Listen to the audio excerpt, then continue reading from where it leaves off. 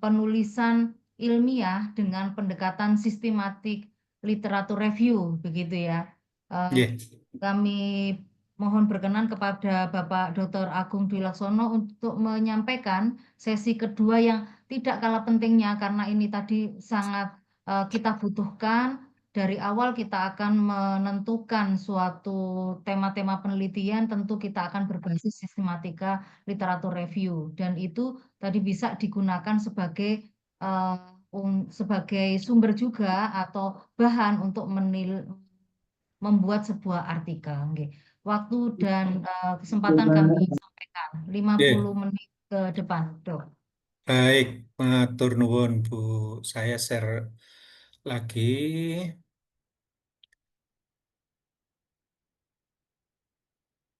Baik, yang kedua adalah tentang systematic literature review.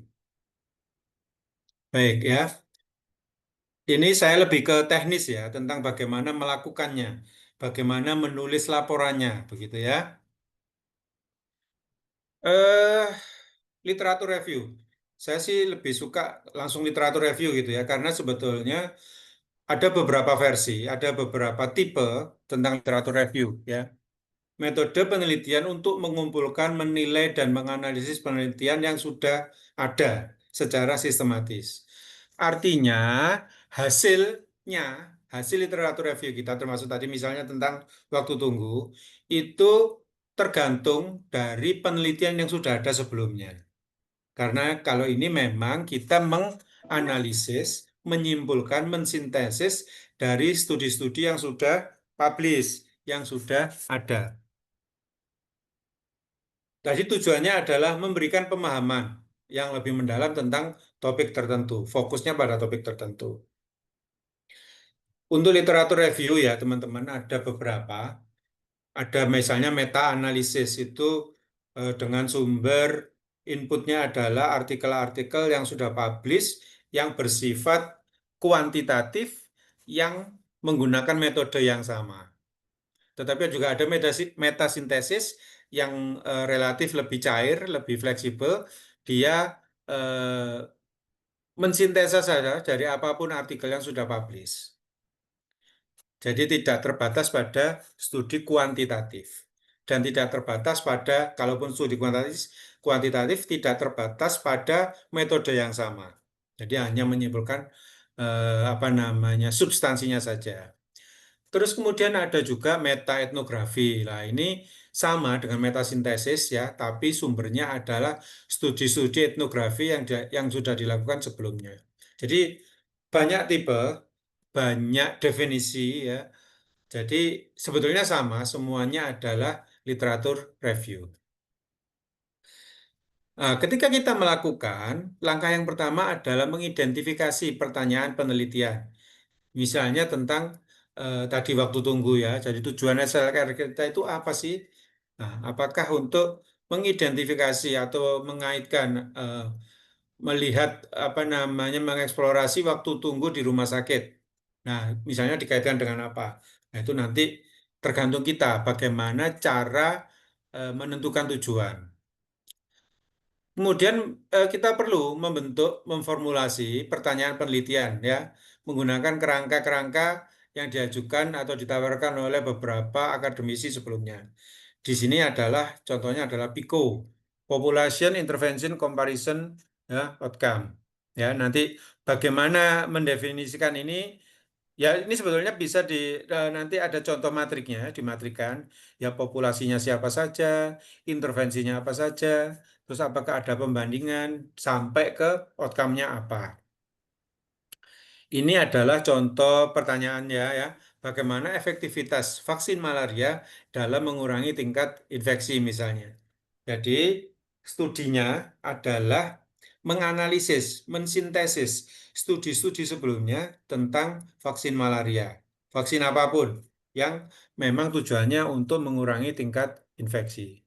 Jadi nanti hasilnya adalah vaksinnya apa saja, efektivitasnya bagaimana gitu ya, target populasinya atau sasaran subjeknya untuk vaksin malaria itu siapa saja dan sebagainya. Kemudian yang paling penting adalah strategi pencarian literatur. Jadi ini tergantung pada kita ya. Kita mau menganalisis artikel-artikel yang terbit di mana. Karena memang bahannya, modalnya adalah publikasi ya, artikel ilmiah. Jadi kalau tadi yang data sekunder adalah subjeknya, orangnya, kalau di sini adalah penelitiannya ya. Teman-teman harus terbiasa untuk mengenal ini ya, PubMed, Scopus, Web of Science, Google Scholar, Copernicus, atau pakai apa yang lain semua ada. Jadi ini harus di-state di metode, harus disebutkan di metode. Jadi teman-teman ini menganalisis artikel yang terbit di mana saja, gitu ya. Terus untuk keywordnya, gunakan kata kunci untuk pencariannya ya, untuk pencarian artikelnya. Gunakan kata kunci dan boolean operator ya, pakai and or not gitu ya. Misalnya tadi ya, contoh tentang efektivitas malaria, gunakan kata kuncinya adalah malaria, and vaksin, and effectiveness, dan sebagainya. Tergantung judul dan pertanyaan penelitian dari teman-teman. Terus kemudian tentukan kriteria inklusi eksklusinya. Misalnya nih, hanya mencari 5 tahun terakhir, hanya yang berbahasa Inggris, gitu ya, atau yang desain studinya tertentu. Nah, itu bisa dibatasi sebagai kriteria inklusi. Terus juga batasan lain untuk eksklusinya yang tidak diambil, misalnya dia tidak peer review, artinya dia tidak lewat proses seleksi, tidak melewati proses review dari sejawat atau laporan opini dan sebagainya. Jadi ini meskipun terbit di jurnal ilmiah, tapi dia misalnya artikel korespondensi lah itu tidak dimasukkan, nah, itu boleh saja.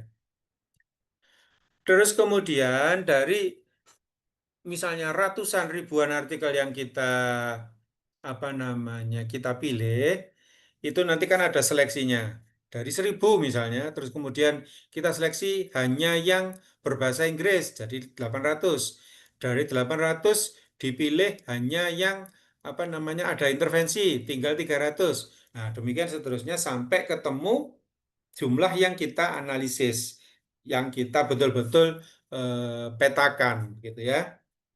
Ini yang kondang ya pakai Prisma Flowchart ya untuk mendokumentasi proses seleksinya. Saring artikel berdasarkan judul dan abstrak ya. Terus kemudian terakhir baru melakukan peninjauan teks penuh pada artikel yang relevan ya. Bisa sangat berkurang sekali. Ini salah satu contohnya gitu ya. Misalnya dari keyword tadi yang pakai malaria N effectiveness N vaksin ketemu hampir 800.000 ya. Ini cuma dua ini dari ProQuest dan Scopus. Teman-teman bisa milih sendiri ya. Apakah Scopus saja, apakah Google Scholar, apakah dari WOS, apakah dari Thomson Reuters, itu terserah dari teman-teman. Boleh. Kalau kedokteran ya mungkin dari PubMed dan sebagainya gitu ya. Terus kemudian ada proses seleksi yang pertama. Artikel diseleksi berdasarkan kriteria tahun, dipilih hanya yang berapa itu? 5 tahun terakhir.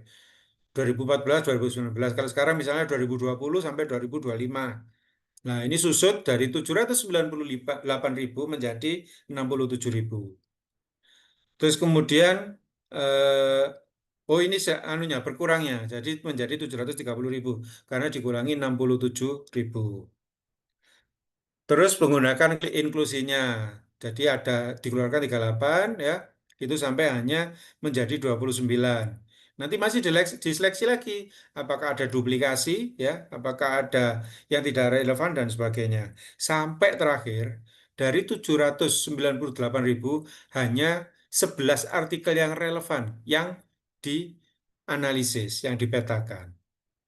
Jadi ini tergantung kita, ya. Kita mau menerapkan seleksi seperti apa. Kita mau menggunakan kriteria inklusi dan eksklusi seperti apa. Sampai nanti ketemu nggak terlalu banyak yang kita analisis. Nah, kemudian ekstraksi data. Kumpulkan informasi utama dari studi yang terpilih dari 11 tadi dipilih, gitu ya. Terus kemudian dipetakan, ya, di mapping metodologinya bagaimana, hasil utamanya bagaimana, kesimpulannya seperti apa. Bisa menggunakan matrik atau tabel untuk merangkum data. Sederhana saja sebetulnya untuk ini, tergantung kemauan kita untuk menulisnya, gitu ya. Terus kemudian analisis dan sintesis data.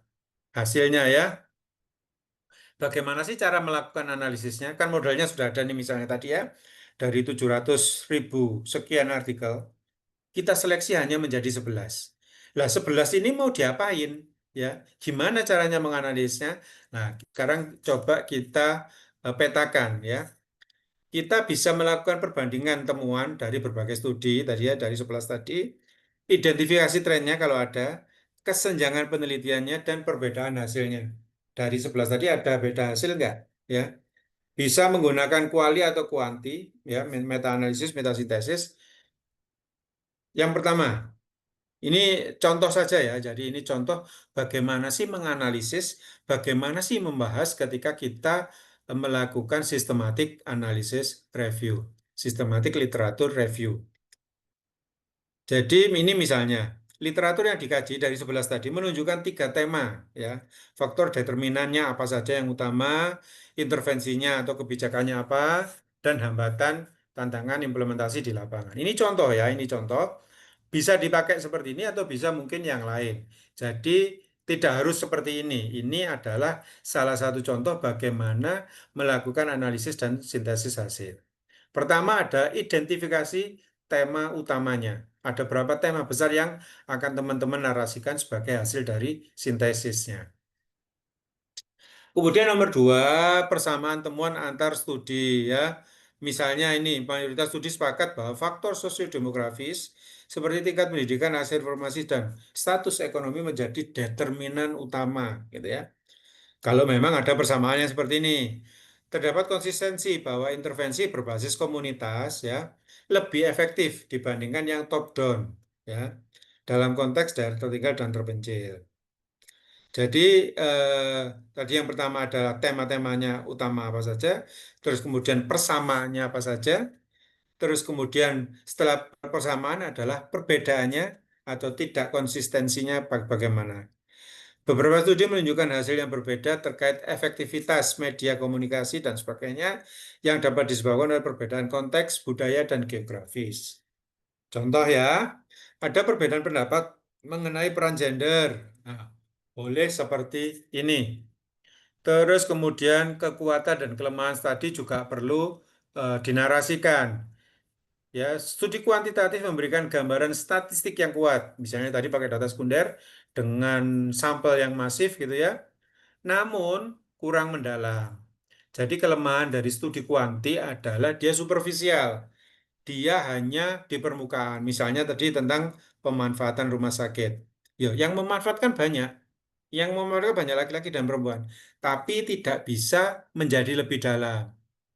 Oh, yang banyak itu misalnya tadi ya waktu tunggunya sebentar, atau waktu tunggunya lama, atau karena dokternya ramah, karena perawatnya suka menyapa, dan itu tidak tergambarkan di situ karena memang basisnya adalah studi kuantitatif yang bersifat superficial. Studi kualitatif lebih mampu menggali konteks lokal dan persepsi masyarakat. Ya, tentu saja itu menjadi pembeda ya antara kekuat apa namanya studi kuanti dan kuali. Nah, ini masuk di eh, strength and limitation gitu ya. Terus kemudian research gap. Jadi setelah kita analisis, apakah ada kekosongan ya dalam membahas hasil-hasil studinya. Ini misalnya terdapat kekosongan literatur, artinya yang meneliti belum ada atau masih sedikit dalam membahas integrasi lintas sektor antara kesehatan, pendidikan, dan ekonomi gitu ya. Belum banyak penelitian yang mengevaluasi efektivitas kebijakan jangka panjang atau dampak ini kalau teman-teman mau mencari research gap-nya atau kesenjangan ya. Jadi yang belum diteliti apa. Ini kalau teman-teman ketemu, ini bisa menjadi peluang, menjadi novelty ketika teman-teman meneliti tentang research gap itu. Itu ya. Terus kemudian sintesis akhir. Ya, bagaimana caranya? Berdasarkan hasil analisis dapat disimpulkan bahwa pendekatan multidimensional yang mempertimbangkan faktor struktural, kebijakan, kultural, nilai lokal, dan individual, pengetahuan sikap lebih menjanjikan dalam menyelesaikan masalah yang teliti. Ini cara membahas untuk closing statement-nya ya. Studi-studi sebelumnya memberikan dasar yang kuat, namun dibutuhkan penelitian lebih lanjut ketika teman-teman membahas tentang research gap tadi, tentang celah studi-studi yang kurang membahas faktor atau aspek tertentu, gitu ya. Nah, terus kemudian gimana nulis laporannya? Atau di sini gimana sih nulis artikelnya? Ya, susun laporan berdasarkan pedoman Prisma. Ini pedoman baku ya.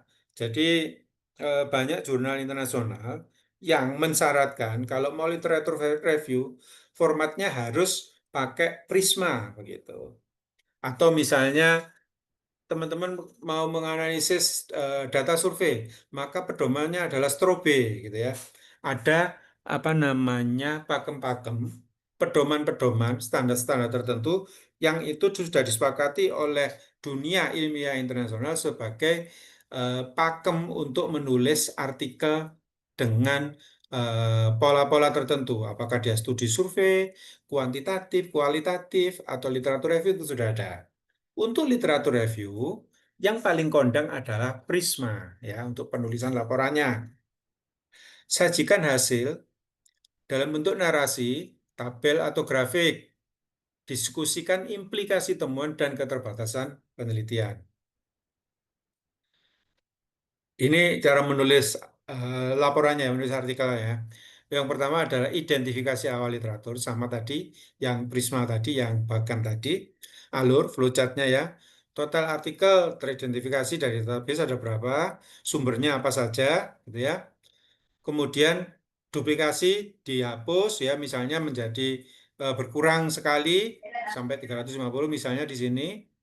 Kemudian disaring berdasarkan judul dan abstrak, relevan atau tidak. Misalnya tadi tentang vaksinasi malaria, kok ada ternyata vaksinasi TB dan sebagainya, lah itu harus dikeluarkan, ya, dieksklusi. Artikel dieliminasi karena tidak relevan, ya, karena dengan kriteria tadi ya. Kemudian kriteria eksklusinya tidak sesuai topik, bukan artikel ilmiah, misalnya korespondensi dan sebagainya, bukan bahasa Inggris atau Indonesia. Ini kriteria eksklusi. Kemudian kelayakan, jadi terakhir yang kita pilih menjadi artikel yang kita analisis, ya, itu misalnya tadi 11 ya, maka itu harus dibaca betul-betul, dibaca full, penuh, ya, tidak sekedar, tapi dibaca penuh. Kemudian, jadi ini kesimpulannya adalah artikel yang dianalisis ada berapa? 11. Artikel yang dikeluarkan, yang dieksklusi karena tidak memenuhi kriteria ada berapa? Jumlah artikel akhir yang disertakan misalnya berapa artikel dan sebagainya. Terus kemudian klasifikasi studinya berdasarkan tahun publikasinya, nah, atau wilayah geografisnya. Maka tadi kalau saya sarankan misalnya tentang waktu tunggu, tidak hanya di Indonesia, tapi di dunia, gitu ya, supaya sumbernya banyak. Tapi gunakan kriteria inklusi dan eksklusi yang sampai ya kira-kira 15-20 artikel saja yang dibahas, yang disintesis gitu ya. Terus kemudian klasifikasi studi termasuk selain wilayah ada jenisnya atau metodenya. Cross-seksional, advokat intervensi, atau kualitatif. Ini tidak membedakan ya untuk sistematik literatur review. Jadi semuanya boleh dijadikan sebagai input untuk artikelnya. Ini sama mengulang yang tadi, temuan utamanya ya, faktor dominannya apa, strategi efektifnya apa, hambatannya apa. Ini contoh ya. Jadi nanti bisa jadi teman-teman menemukan temuan utama sendiri. Dari 20 artikel yang dianalisis, terakhir temuan utamanya adalah ini. Boleh ya. Ini ada contoh saja ya. Faktor dominannya apa saja, strategi efektifnya apa, hambatannya apa. Ini contoh temuan utama dari studi literatur. Teman-teman juga bisa menganalisis kualitas studi. Ada dua yang sering dipakai oleh para peneliti, penilaian kualitas dengan GPA atau CASP. Ya, mayoritas tinggi, dari kesimpulannya seperti itu. Mayoritas studi kualitas sedang hingga tinggi. Atau beberapa studi bias karena desain atau pelaporan terbatas. Ini nanti tergantung dari apa namanya penilaian kita dengan menggunakan pedoman GPI atau CASP. Ini JPI ya, Joanna Briggs Institute Critical Appraisal. Nanti teman-teman bisa browsing sendiri bagaimana daftar pertanyaannya, daftar listnya ya, listnya. Jadi ada beberapa list gitu, beberapa list pertanyaan yang dia masuk kriteria yang mana begitu. Pertanyaannya, format pertanyaan biasanya ada 8 sampai 30 pertanyaan ya. Ya, tidak jelas gitu ya. Jadi ada beberapa kriteria nanti terus kemudian jawabannya tidak jelas atau ya atau dan sebagainya. Misalnya, apakah kriteria inklusi jelas atau tidak? Jadi artikel yang kita sintesis itu kita nilai ya berdasarkan GPI atau CASP. Nah, nanti kesimpulannya, oh dari 20 artikel yang 10 berkualitas tinggi, yang sisanya sedang atau yang 5 sedang, yang 5 lagi rendah dan sebagainya. Nah, itu menggunakan critical appraisal ini. Nanti teman-teman browsing saja, kira-kira pertanyaannya atau contoh formnya seperti apa. Biasanya ada list gitu ya. Ya, hasilnya digunakan untuk menilai apakah studi cukup berkualitas untuk disertakan atau hanya sebagai referensi pendukung. Ya, dikembangkan oleh Joanna Briggs Institute dari Australia, menilai kualitas metodologis studi primer. Ya. Ini jadi nanti teman-teman perlu apa namanya, misalnya di kriteria inklusinya adalah jenis artikelnya yang studi kohort atau cross seksional atau kuantitatif. Nah, ini form checklistnya berbeda-beda ya. Nanti di browsing aja, misalnya kalau JBI untuk studi cross seksional, nah listnya apa saja. Nanti mengacu di situ. Teman-teman tidak perlu buat sendiri, jadi mengacu saja pada yang sudah ada. Kemudian pedoman yang kedua yang dipakai untuk menilai apakah artikel yang kita pakai, yang kita analisis itu berkualitas atau tidak adalah Critical Appraisal Skill Program. Ini dikembangkan oleh peneliti di UK, ya, memberikan kerangka kritis dalam menilai artikel penelitian. Kalau JBI tadi lebih ke metode, kalau ini ke substansi semuanya. Ada beberapa pertanyaan utama, ada 8 sampai 10. Ini untuk studi kualitatif ya, RCT, Randomized Control Trial, cohort, case control, dan sistematik. Jadi masing-masing punya daftar pertanyaan yang berbeda-beda.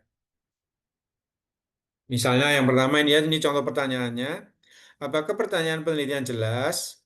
Apakah metode sesuai dengan tujuannya? Apa implikasi hasilnya? Apakah dapat dipercaya? CSP tidak memberikan skor angka, tapi membantu reviewer membuat penilaian kritis secara naratif dan logis. Jadi di sini peneliti banyak bermain, karena peneliti sebagai subjek, sebagai penilai, begitu ya, diserahkan kepada peneliti. Terus visualisasi hasil, tadi sebetulnya sudah ya, diagram Prisma tadi yang flowchart tadi menunjukkan alur seleksi studi. Terus kemudian teman-teman juga bisa menampilkan hasil sintesis untuk sebagai perbandingan. Jadi kalau misalnya ada 20 artikel yang terpilih, maka 20 artikel itu yang kita matrikskan, kita mapping gitu ya. Ini salah satu contohnya, contoh saja. Nanti teman-teman juga bisa membuat sendiri kalau misalnya ada tema-tema utamanya. Tapi yang di sini adalah yang pertama penulisnya siapa saja, tahun berapa. Terus kemudian judul studinya apa, desain metodenya bagaimana, sampel populasinya bagaimana, terus yang utama adalah hasil utamanya apa, ya. Terus kemudian kualitas studi. Kalau kualitas studi tadi pakai GPI atau CASP. Tapi sebetulnya hasil sintesis secara substansi ada di hasil utama. Ini tergantung kepiawaian, kejelian teman-teman, termasuk pengalamannya ya, sense makingnya untuk menilai sebuah artikel. Begitu. Kesimpulan terakhir ini ya, sebelum kita berdiskusi.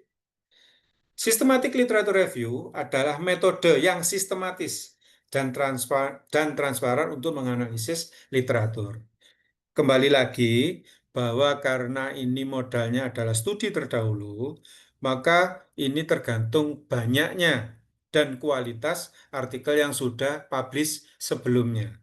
Ya, kalau misalnya kurang ya menjadi agak kurang. Jadi kalau misalnya banyak celah research gap-nya banyak yang belum tercover ya, belum banyak yang belum diteliti, maka juga menjadi berkurang. Dia menghasilkan wawasan mendalam tentang suatu topik ya. Jadi memang ini menjembatani kalau teman-teman mau melakukan suatu penelitian biasanya kan melakukan literatur review. Nah, ini menjadi lebih terstruktur sebelum ini biasanya tinjauan pustaka ya kalau di teman-teman mengerjakan tesis. Nah, tinjauan pustakanya sudah bisa dipublish tersendiri dengan ditulis secara terstruktur ya. Sesuai dengan pakem Prisma tadi, maka itu sudah bisa menjadi publikasi tersendiri. Terus kemudian membantu dalam mengidentifikasi kesenjangan penelitian dan arah penelitian selanjutnya. Kalau teman-teman bisa memetakan research gap-nya, maka teman-teman bisa merekomendasikan, oh, research gap yang itu adanya di sini. Ini yang belum diteliti. Maka penelitian selanjutnya bisa meneliti dan fokus pada topik ini dengan metode ini, gitu misalnya. Ya, saya kembalikan ke Bu Pipit. Sudah selesai untuk materi literatur review. Saya persilakan untuk pertanyaan, boleh materi pertama, kedua boleh. Kalau saya bisa jawab, akan saya jawab semua. Nih. Nggih, Matur nuwun, monggo Bu Pipit. nggih, terima kasih Pak Agung terkait dengan pemberian materinya. Tadi ada pertanyaan dari Dokter Resi yang juga ada irisan dengan yang kedua. Bapak mohon izin bertanya, bagaimana caranya mengintegrasikan dan menggabungkan temuan dari berbagai literatur secara sistematis untuk menghasilkan insight baru yang aplikatif bagi pengembangan manajemen rumah sakit. Itu untuk Dokter Resi. Nggih, Kemudian, baik. ya monggo Oh, Bapak. Nanti saya lanjutkan satu-satu lagi. aja, saya Oh gampang lupa, satu-satu, udah tua. nggih, nggih, Iya, monggo. gampang lupa. Jadi bagaimana tadi ya menggunakan matriks tadi. Jadi bagaimana cara mensintesisnya menggunakan matriks tadi. Dan memang ketika kita membuat matriks untuk memetakan tema atau temuan utamanya apa, itu sangat tergantung pada diri kita sebagai peneliti. Modal kita, background kita, pengalaman ya yang paling ini. Jadi kalau saya menyarankan bahwa teman-teman ini sebagai mahasiswa Mars misalnya ya, maka ya yang dosennya diajak ya senior mungkin lebih senior lebih baik karena pengalamannya tentang substansi tertentu tentang perumahsakitan menjadi lebih banyak yang otomatis menurut saya itu menjadi lebih paham, lebih wise dalam memaknai hasil-hasil studi begitu karena memang pengalamannya lebih banyak. Jadi ini termasuk salah satu menurut saya ya salah satu instrumen. Jadi penelitinya itu merupakan salah satu instrumen karena dia menilai secara subjektif dari keseluruhan ini kira-kira insight-nya apa itu peneliti punya peran besar di situ. Gitu. Jadi justru paparan tadi adalah cara-cara kita bagaimana mencari insight-nya. Gitu ya. Ada faktor utama, ada faktor pendukung dan sebagainya. Demikian Bu Pipit. Oke, terima kasih. Ini selanjutnya pertanyaan dari Dokter Resi lagi. Dalam era AI, ini kan beresiko sekali terhadap studi fiktif yang bisa menghasilkan output yang mungkin bagi kami eh, penulis pemula dirasakan bagus, begitu. Jadi bagaimana membedakan dan apakah itu memang betul-betul valid dan eh, mempunyai integritas dan kebenaran terkait dengan data sekunder, gitu, Bapak. Ya, oke, baik. Kalau data sekunder, surveinya itu survei yang ada real, maka biasanya aman-aman saja. Yang banyak korban AI mungkin bukan di artikel ilmiah ya. Ada beberapa memang penggunaan AI untuk apa namanya menulis artikel, tapi tidak semua. Dan sekarang untuk beberapa jurnal sepertinya sudah 90% bahwa harus bikin pernyataan apakah menggunakan AI atau tidak.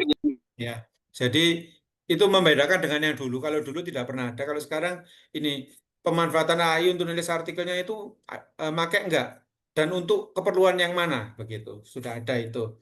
Juga kan kita ada ethical approval ya. Jadi itu bisa dilacak nomornya, nomor ethical approval itu di mana ya, kan ada kode-kodenya di mana, kapan dan real ada atau tidak. Termasuk tadi surveinya. Kalau misalnya teman-teman menganalisis menggunakan SDKI atau DHS, itu lebih kredibel misalnya karena dia ada komparasi antar negara. Karena ini sudah apa namanya sekunder yang sudah dipercaya bertahun-tahun. Kalau misalnya data sekunder Indonesia, kan sudah ketahuan jelas survei skala nasionalnya apa saja, kecuali memang mengada-ada. Ya risiko itu pasti ada, risiko itu pasti ada. Tapi kok ya pengangguran ya orang nulis, wong yang kepingin nulis dan terbit aja susah banget gitu ya, sampai bayar-bayar puluhan juta dan sebagainya. Kok ada orang yang nganggur nulis cuman untuk bikin hoax kan ya. Tapi kemungkinan itu ada, bisa gitu ya, bisa. Bisa. Iya. Monggo, Bu. Oke, terima kasih. Selanjutnya ini dari mahasiswa juga. eh, untuk menulis literatur review, ya, dan penulisan artikel dengan pemanfaatan data sekunder, apakah juga berlaku ada kebaruan atau novelty gitu? Bagaimana kita bisa mengetahui bahwa penulisan dengan literatur review itu juga bisa dikatakan sebagai penelitian original riset? Oke. Original riset tidak ada urusannya dengan kebaruan. Ya. Ini juga ini menurut saya juga penulis pemula. Ketika dulu kan, oh itu harus ada novelty-nya, gitu ya. Ternyata tidak harus, Bapak Ibu. Jadi kalau ada novelty, oke baik, tapi tidak harus. Jadi misalnya di BMC Public Health, dia tidak menekankan soal novelty, ya, soal praktik public health practice itu misalnya. Jadi misalnya ini medical ya, medical general medical medicine gitu, tidak harus soal kebaruan, tapi soal bagaimana praktik kedokteran itu juga perlu. Misalnya tadi pemanfaatan rumah sakit, tidak ada yang baru karena itu sudah dilakukan berkali-kali ribuan kali. Tapi bagaimana praktik pemanfaatan rumah sakit terbaru di Indonesia kan belum ada. Jadi kalau nunggu ada kebaruan ya nggak ada yang nulis nanti. Ya padahal sama. Padahal kita juga perlu apa namanya data tentang pemanfaatan rumah sakit dari tahun ke tahun kan. Gini gini gini. Jangan. Iya, biasanya Jadi itu tetap perlu dan itu tidak harus ada novelty. Ini tidak ada hubungannya dengan original riset ya. Kalau pakai data sekunder tadi itu masuk original riset. Tapi kalau teman-teman literatur review maka masuk review. Ya, jadi literatur review itu kategorinya adalah review, artikel review. Kalau yang sekunder tadi masuknya original research. Tidak ada hubungannya dengan novelty, ya. Original research pun boleh tanpa novelty. Novelty-nya adalah kebaruan data.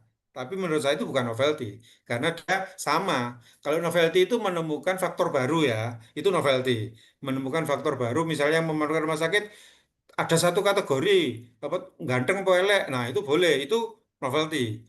Tapi kalau selama masih umur, gender, kaya atau miskin, pendidikan itu masih bukan novelty, tapi itu adalah kebaruan dalam hal data terbaru. Ya, misalnya teman-teman sudah pernah nulis pakai Research 2018. Terus kemudian menulis lagi dengan menggunakan data SKI 2023. Itu sudah bisa terbit di apa original artikel di jurnal manapun. Karena tahun yang berbeda. Apalagi kalau misalnya ditambahi nulis tentang trennya gitu. Demikian, Bu.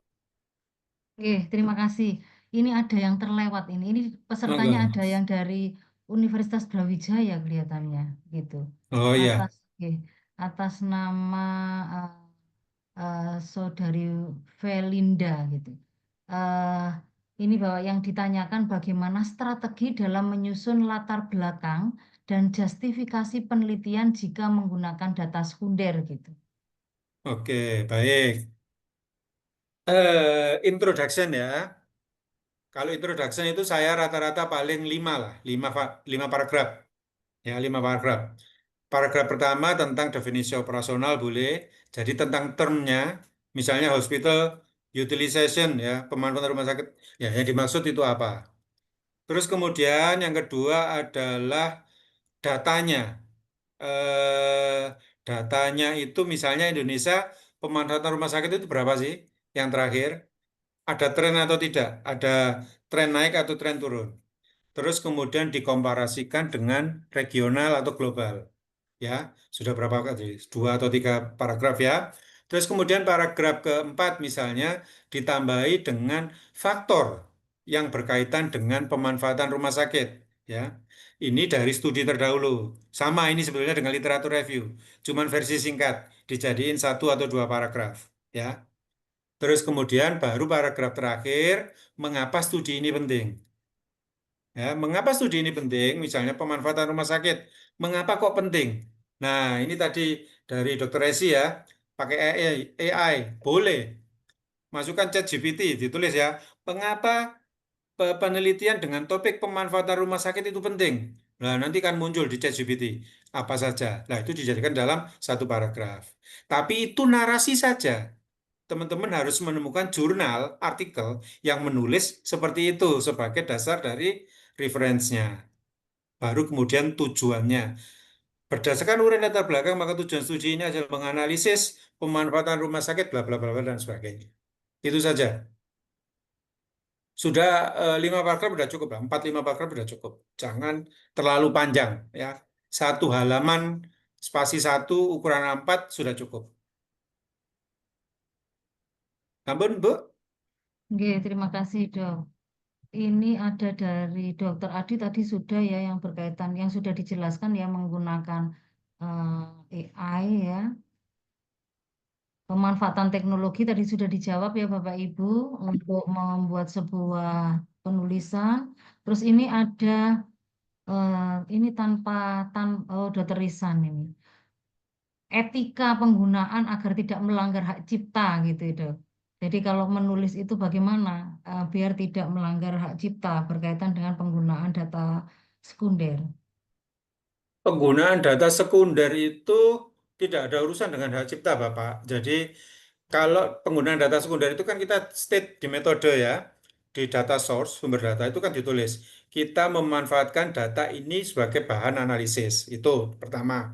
Dan tentu saja ketika kita meminta data, itu kan kita izin. Ya, kita izin. Kita apa namanya minta data misalnya tentang SKI 2023 kita mengajukan ke Kemenkes, itu ada surat resmi, ada proposal singkat, ada surat pengantar dari institusi. Nah, itu sudah izin ya. Terus kemudian kita cantumkan sebagai sumber data dari studi kita.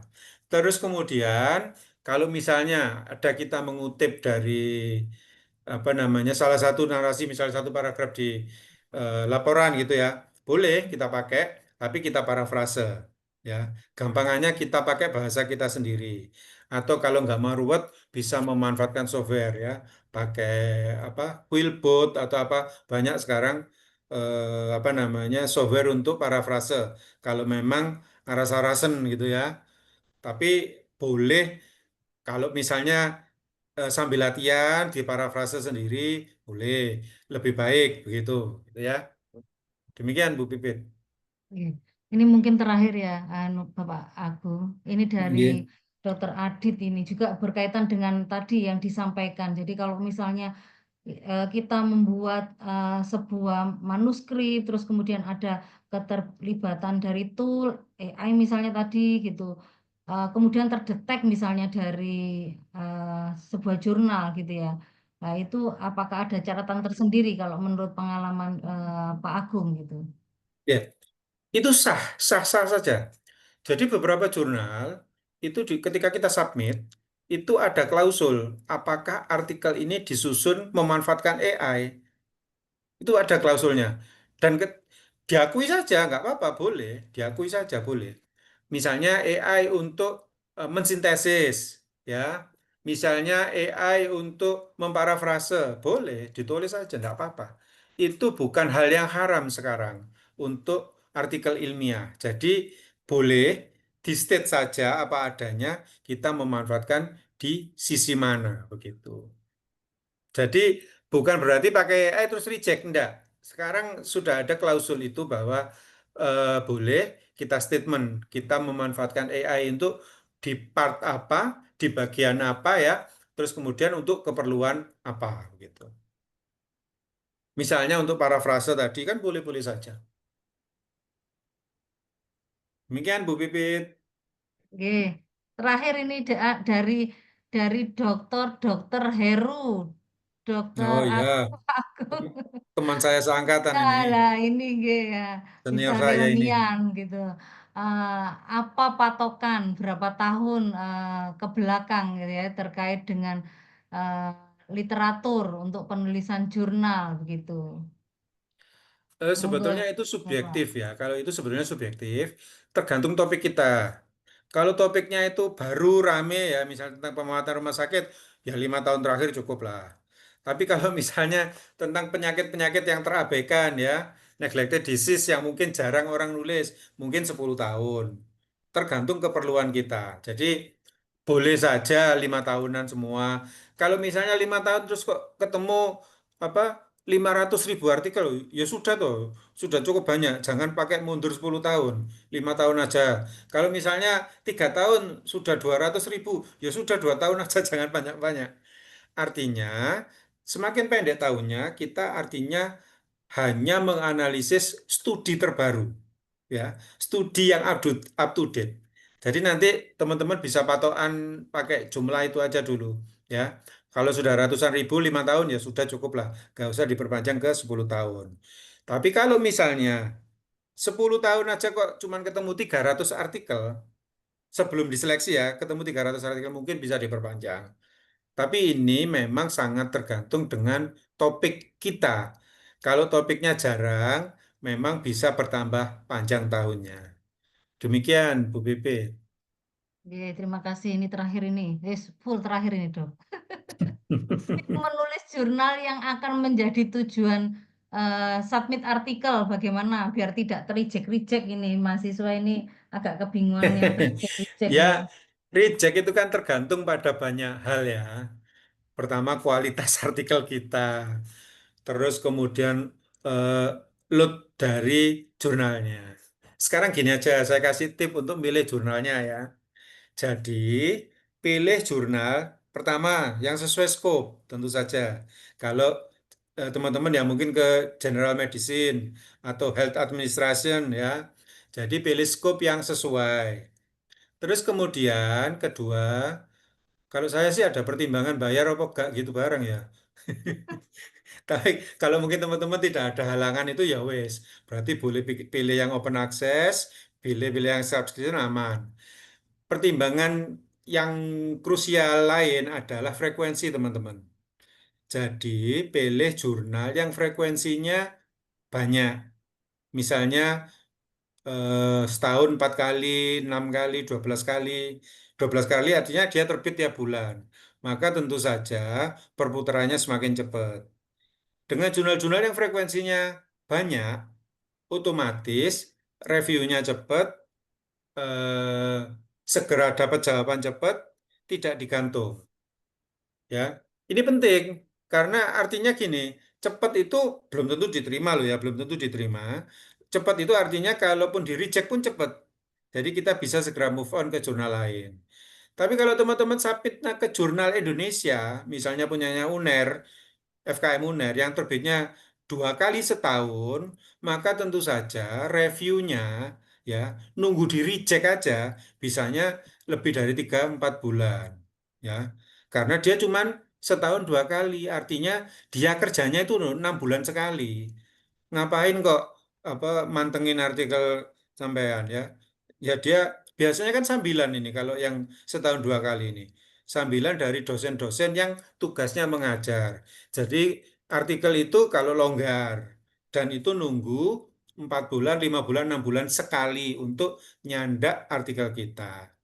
Maka saran saya pilih jurnal yang terbitnya banyak frekuensinya. Misalnya bulanan ya, ya setahun 12 kali atau kayak Lancet kalau duitnya banyak. Lancet itu terbitnya mingguan. Setahun 54 kali ya terbitnya mingguan. Otomatis kalau di reject pun cepat. Tapi ya bayarnya ya mungkin sekarang sekitar 100 juta. Itu pakai duit semua ya. Ya sampun Bu.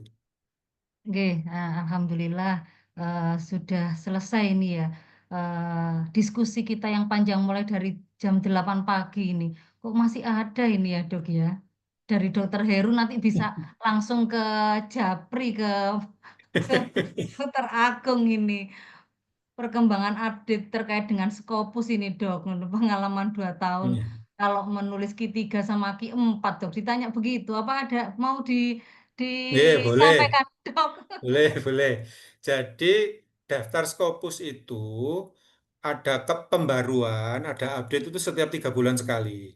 Dan memang harus melacak ke Scopusnya. Apakah ada apa namanya, apakah discontinue atau tidak? Apakah dikeluarkan dari daftar Scopus atau tidak? Memang bagi teman-teman mahasiswa ya terutama ya, ini krusial. Tapi dosen juga krusial sih kan butuh untuk naik pangkat, butuh untuk ngacung profesor gitu ya. Itu setahun 4 kali kalau nggak salah. Jadi memang ada beberapa bulan-bulan tertentu untuk eh, mengeluarkan list yang discontinue atau tidak. Maka amannya memang pilih jurnal-jurnal yang Q1 atau Q2 begitu ya. Kalau Q3, Q4 masih ada kemungkinan untuk dia segera discontinue. Apalagi jurnal-jurnal baru yang dari misalnya frekuensinya 2 kali kok tiba-tiba menjadi 10 kali atau 12 kali. Maka seringkali yang seperti itu dinilai predator begitu ya. Karena dari yang biasanya 2 kali setahun menjadi 12 kali, itu mesti tujuannya cari duit, cari cuan yang cepat dengan cara yang agak kotor begitu. Demikian Bu Pipit. Oke, terima kasih Pak Agung atas waktunya. Kasih Eh, Pak. Bap- Sami-sami. Ada teman lama juga, alhamdulillah bisa bereuni di sini. Bapak Ibu peserta kuliah tamu yang berbahagia, dari pagi jam 8 hingga sampai 10.21 tadi sudah kita laksanakan dari 2 sesi ya. Sesi pertama terkait dengan penulisan data sekunder dan sesi yang kedua adalah tentang sistematika review. Jadi 2 materi yang disampaikan Dr. Agung Dwi Laksono tadi sangat bermanfaat untuk kita. Harapannya bisa diaplikasikan baik mahasiswa maupun dosen yang mengikuti kegiatan ini. Kalau berkenan untuk mengeser terkait dengan materinya nanti dari admin akan memasukkan materi di room chat ya, Dr. Agung diperkenankan Nggih. nggih. Ya, Nggih, nggih. seperti itu. Bapak Ibu, sebelum kami tutup, saya dari moderator ingin menyampaikan sedikit pantun Dokter Pak Agung biar Ya. agak bersemangat untuk hari ini sebelum nanti saya kembalikan ke pembawa acara. Mungkin agak karena saya belum ahli tentang pantunisasi, maka agak kurang bagus pantun saya. Nggih.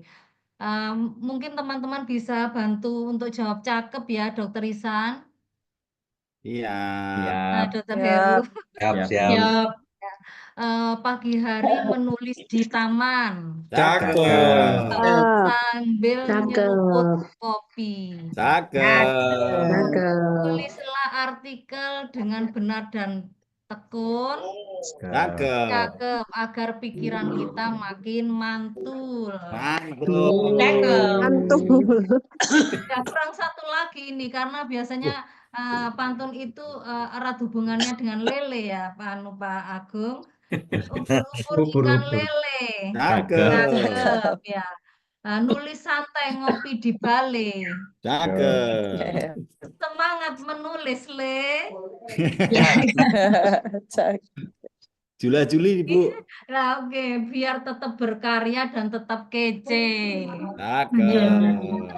Terima kasih Bapak Ibu peserta kuliah tamu. Semoga nanti ada kesempatan lagi mengundang Dr. Agung dengan pertanyaan-pertanyaan tadi yang semakin banyak juga berkaitan dengan teknologi dan AI ya, Bapak Ibu Iya, iya. sekalian.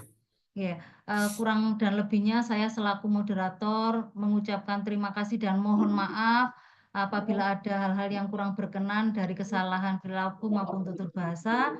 Saya akhiri, Assalamualaikum warahmatullahi wabarakatuh. Saya serahkan kepada pembawa acara. Waalaikumsalam warahmatullahi Waalaikumsalam warahmatullahi wabarakatuh. Terima kasih kepada moderator yang telah memandu diskusi dan kegiatan kita tadi. Selanjutnya kami serahkan lagi kepada Bu Pipit untuk menyerahkan sertifikat kepada Bapak Dr. Agung Dwi Laksono, Sarjana Kesehatan Masyarakat, Magister Kesehatan.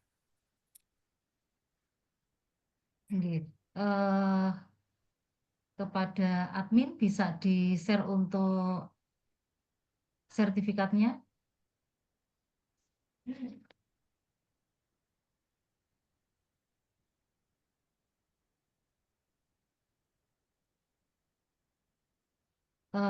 Yang saya hormati Bapak Dr. Agung Dwi Laksono, SKM MKes, kami dari Sivitas Akademika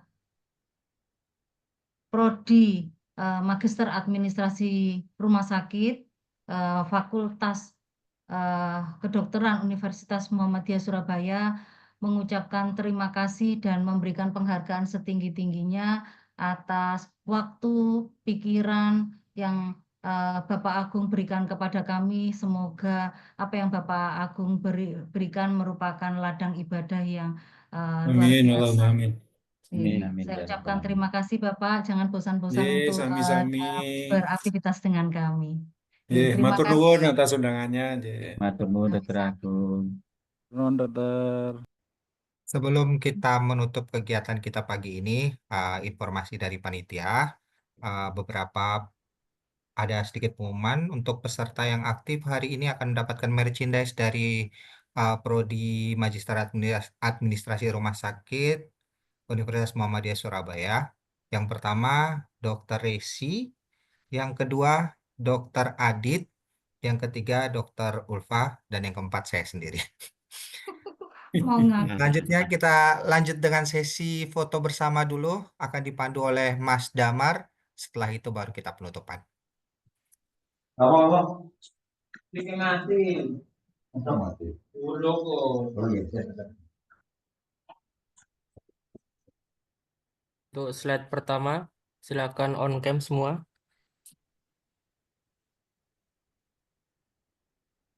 Oke, sudah. 1, 2, 3.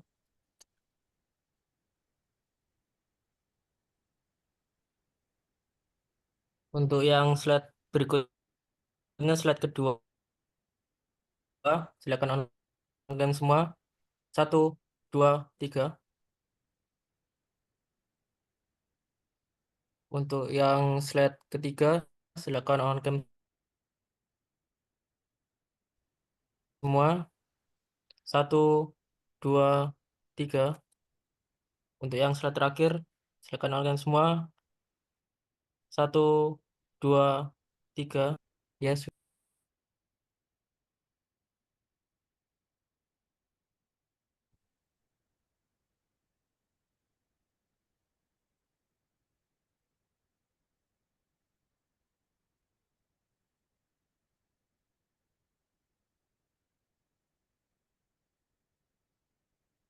Halo.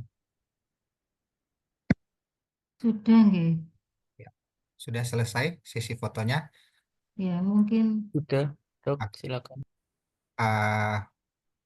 Selesai sesi foto, kita ke acara penutupan. Sekali lagi kami ucapkan terima kasih kepada Bapak Dr. Agung Dwi Laksono, Sarjana Kesehatan Masyarakat, Magister Kesehatan Masyarakat, dan Ibu Pipit Vesti, Sarjana Kesehatan Masyarakat, Magister Kesehatan, selaku moderator untuk mudah-mudahan nanti di kesempatan berikutnya kita bisa bertemu lagi dengan Hmm. acara-acara yang jauh lebih menarik dan jauh lebih banyak ilmunya lagi. Sekian dari saya sebagai MC. Wassalamualaikum warahmatullahi wabarakatuh. Selamat siang dan sampai jumpa Waalaikumsalam. di Ye, kegiatan-kegiatan. matur nuwun, Matur izin nuwun, lift ye. Dokter. Nggih, jangan lupa mengisi post test ya Bapak Ibu. Nah, poster. Ada 2 post test, mungkin Zoom-nya jangan ditutup dulu. Ada Ye, poster. saya izin lift Bu Pipit ye. Oh, nggih, terima kasih Ye. Bapak Agung. Terima kasih Ye, Bapak matur Ibu, nuwun. Bapak Ibu sekalian.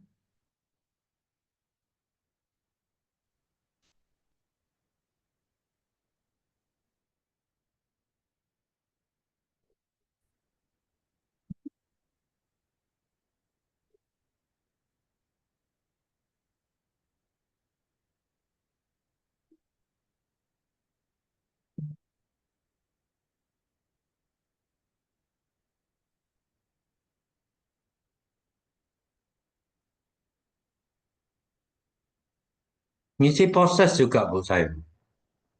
Monggo Dok, Mbok Bok dikok.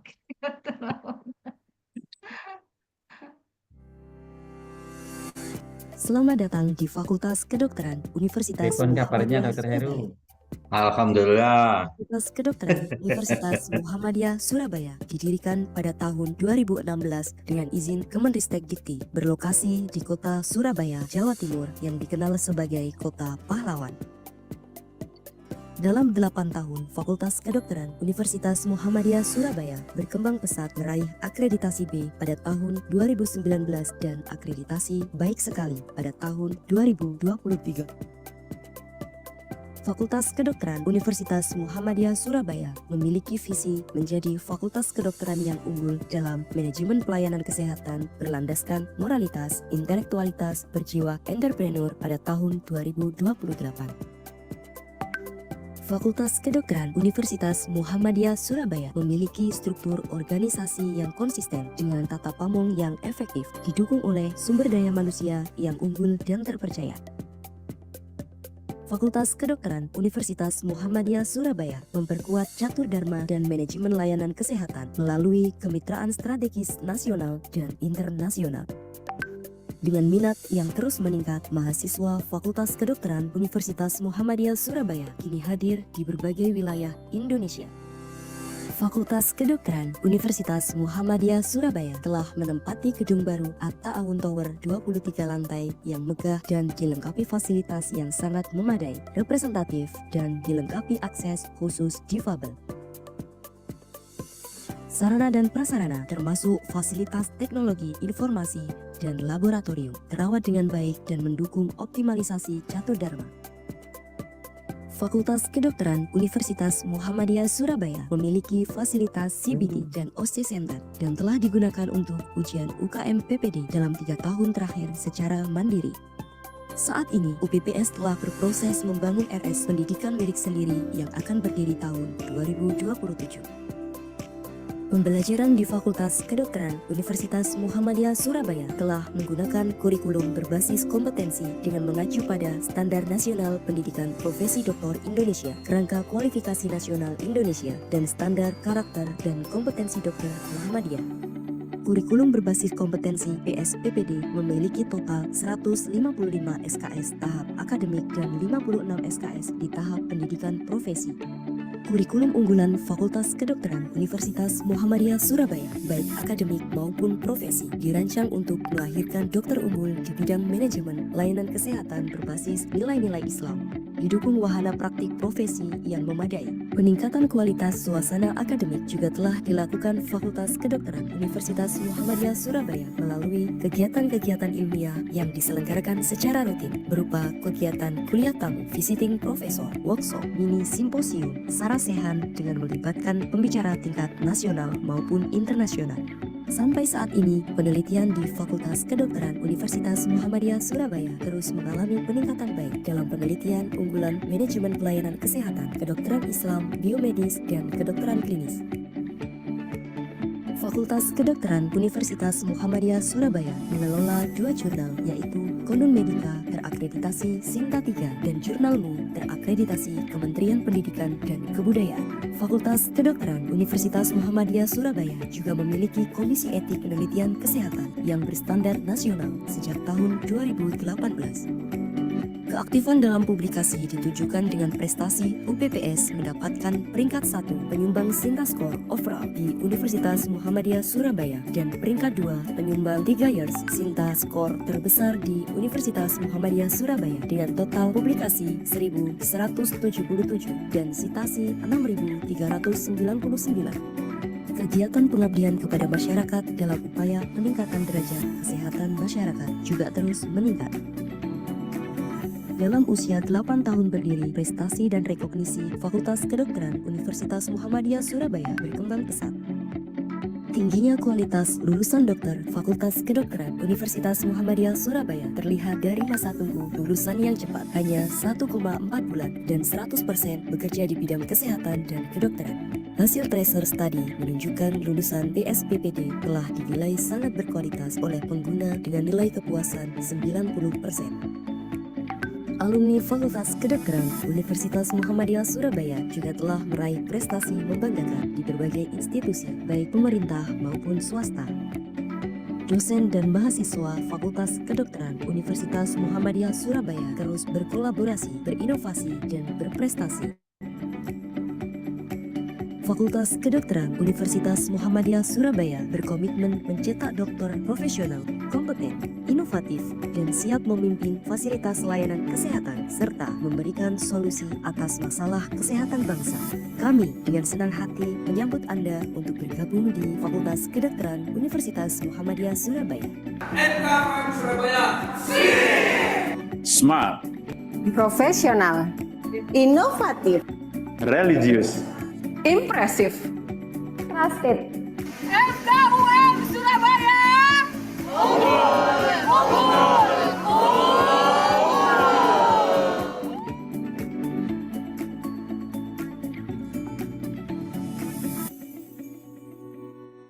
Yang sudah selesai boleh meninggalkan Zoom, Bapak Ibu, terima kasih.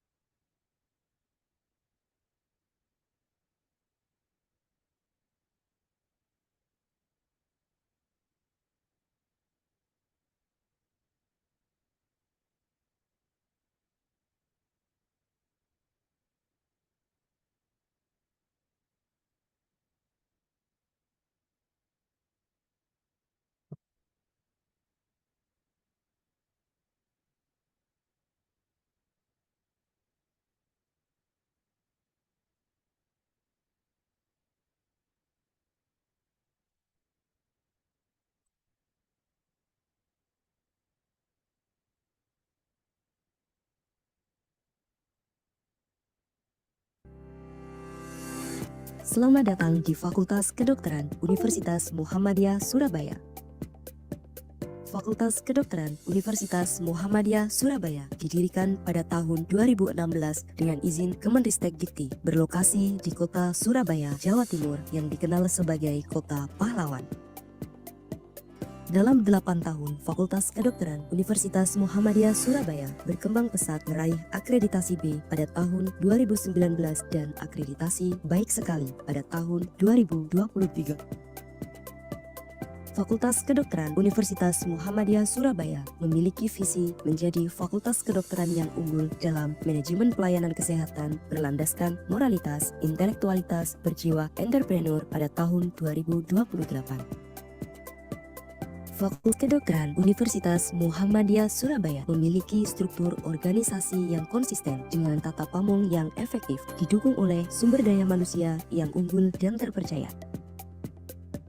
Fakultas Kedokteran Universitas Muhammadiyah Surabaya memperkuat catur dharma dan manajemen layanan kesehatan melalui kemitraan strategis nasional dan internasional.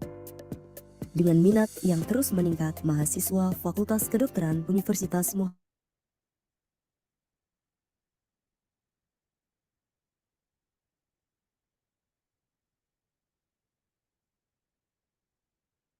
lantai yang megah dan dilengkapi fasilitas yang sangat memadai, representatif, dan dilengkapi akses khusus difabel. Sarana dan prasarana termasuk fasilitas teknologi informasi dan laboratorium terawat dengan baik dan mendukung optimalisasi catur dharma. Fakultas Kedokteran Universitas Muhammadiyah Surabaya memiliki fasilitas CBT dan OSCE Center dan telah digunakan untuk ujian UKM PPD dalam 3 tahun terakhir secara mandiri. Saat ini, UPPS telah berproses membangun RS pendidikan milik sendiri yang akan berdiri tahun 2027. Pembelajaran di Fakultas Kedokteran Universitas Muhammadiyah Surabaya telah menggunakan kurikulum berbasis kompetensi dengan mengacu pada Standar Nasional Pendidikan Profesi Doktor Indonesia, Kerangka Kualifikasi Nasional Indonesia, dan Standar Karakter dan Kompetensi Dokter Muhammadiyah. Kurikulum berbasis kompetensi PSPPD memiliki total 155 SKS tahap akademik dan 56 SKS di tahap pendidikan profesi.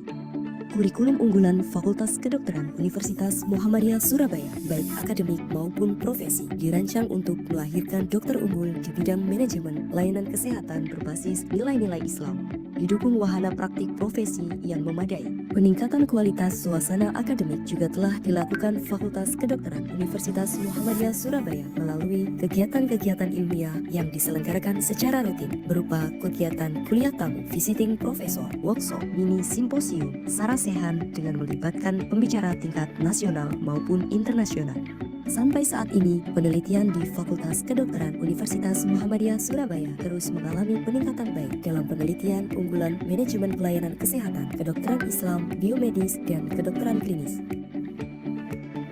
Fakultas Kedokteran Universitas Muhammadiyah Surabaya mengelola 2 jurnal, yaitu Konun Medika terakreditasi Sinta 3 dan Jurnal Mu terakreditasi Kementerian Pendidikan dan Kebudayaan. Fakultas Kedokteran Universitas Muhammadiyah Surabaya juga memiliki Komisi Etik Penelitian Kesehatan yang berstandar nasional sejak tahun 2018. Keaktifan dalam publikasi ditujukan dengan prestasi UPPS mendapatkan peringkat 1 penyumbang Sinta Skor overall di Universitas Muhammadiyah Surabaya dan peringkat 2 penyumbang 3 years Sinta Skor terbesar di Universitas Muhammadiyah Surabaya dengan total publikasi 1.177 dan citasi 6.399. Kegiatan pengabdian kepada masyarakat dalam upaya peningkatan derajat kesehatan masyarakat juga terus meningkat. Dalam usia 8 tahun berdiri, prestasi dan rekognisi Fakultas Kedokteran Universitas Muhammadiyah Surabaya berkembang pesat. Tingginya kualitas lulusan dokter Fakultas Kedokteran Universitas Muhammadiyah Surabaya terlihat dari masa tunggu lulusan yang cepat, hanya 1,4 bulan dan 100% bekerja di bidang kesehatan dan kedokteran. Hasil tracer study menunjukkan lulusan PSPPD telah dinilai sangat berkualitas oleh pengguna dengan nilai kepuasan 90%. Alumni Fakultas Kedokteran Universitas Muhammadiyah Surabaya juga telah meraih prestasi membanggakan di berbagai institusi, baik pemerintah maupun swasta. dosen dan mahasiswa Fakultas Kedokteran Universitas Muhammadiyah Surabaya terus berkolaborasi, berinovasi, dan berprestasi. Fakultas Kedokteran Universitas Muhammadiyah Surabaya berkomitmen mencetak dokter profesional, kompeten, inovatif, dan siap memimpin fasilitas layanan kesehatan serta memberikan solusi atas masalah kesehatan bangsa. Kami dengan senang hati menyambut Anda untuk bergabung di Fakultas Kedokteran Universitas Muhammadiyah Surabaya.